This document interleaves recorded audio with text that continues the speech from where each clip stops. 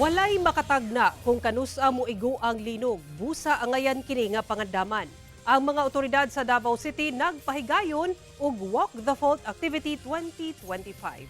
Ang detalye sa live report ni Argil Relator. Argil. Sara, gawa sa mga ginapahigayon nga shakeout drill, naglusad sab ang Davao CDRMO sa pagkipag-alayon ngadto sa FIVOX o sa DOST, no? Ingon man sa OCD 11 Barangay Council sa Barangay Mintal og ikaupat nga Walk the Fault Activity dian padayon nila ginahimo no ang pagmarka ngadto sa mga fault line og sa pagpanubay dunay mga areas nga dunay mga structure, dunay mga development nga nakatukod. Una pa man na-identify nga katudayng area ibabaw ni ana no ang kining nana di fault line o dool ni ana ang fault line. Busa gimando no sa CDRMO ngadto sa mga residente ug mga tagbalay nga i-check ang mga struktura kung doon na bay nakita nga mga liki.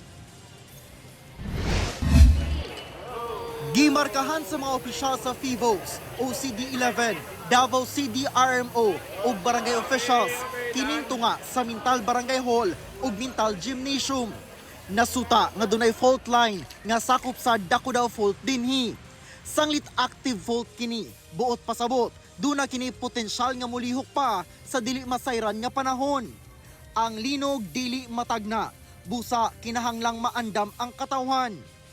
Gipahigayon sa DOST FIVOX sa pakikalayon sa OCD-11 ug Davao CDRMO ang Walk the Fault Activity 2025. Unang parte niini ang pagpahibalo sa katawhan sa mga pamaagi aron maandam sa dili matagna nga katalagman.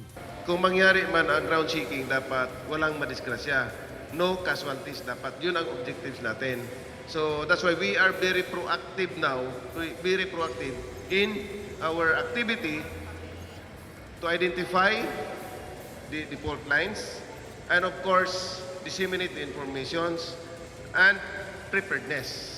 Sa Barangay Mintal, sa inisyal nga ihap, ana sa 60 ka mga household ang nakatukod ibabaw o duol gayod sa fault line. Apan posible pang musaka ang maong ihap sa gayong matapos na ang interagency ground survey sa DOST FIVOX. Dili malikayan nga mabalaka, apan alang sa magbayaw nga sila Bella ug Susan.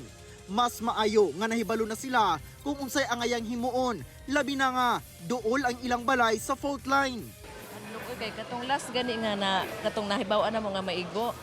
Ang akong mamagpabuhi pa man to, diha na akong pahigda sa gawas tinan kay anytime nga mo simba ko umukuan, duol lang mga tulo lang kalakang kalsada na. Sanglit na una na og tukod ang mga istruktura. Una pa man kini na ila nga nagbarog di ay sa taas sa fault line.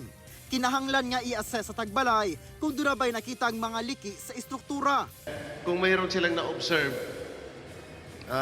na mga unusual sa diyan sa building nila, baka may mga cracks na, meaning to say nagagalaw yung building. Then that's the time na we can assess if that building is pwede pa ba siyang magamit o hindi na. Mas maayo nga mokonsulta og structural engineers. Doon na may buffer zone nga 5 meters gikan sa isig kakilid sa fault line nga mamahimong magtukod og istruktura apan doon nagihapoy mga hagit.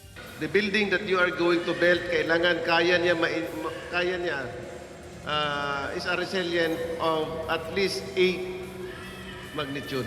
So kung intensity po yung pinag-uusapan natin, intensity 6 po, dapat doon po nagsisimula yung damage. Sa magnitude po, depende po yan sa magnitude. Ginaduso sa OCD-11 sa mga LGU nga did-ana ang pagtukod og istruktura duol sa fault lines. Nga kinanglan, paranglitan kaning mga identified fault lines, di na tugutan ibabaw. Kini na ang ikaupat nga Walk the Fault activity sa Davao City. Ana-ana sa 75% nga nakamarka ang mga otoridad sa fault lines.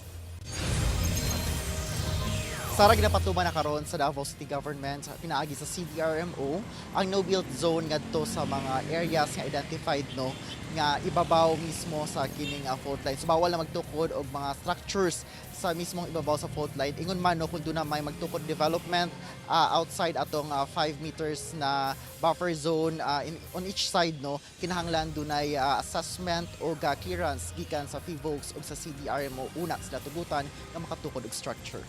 Sara. Okay, daghang salamat, Argil Relator.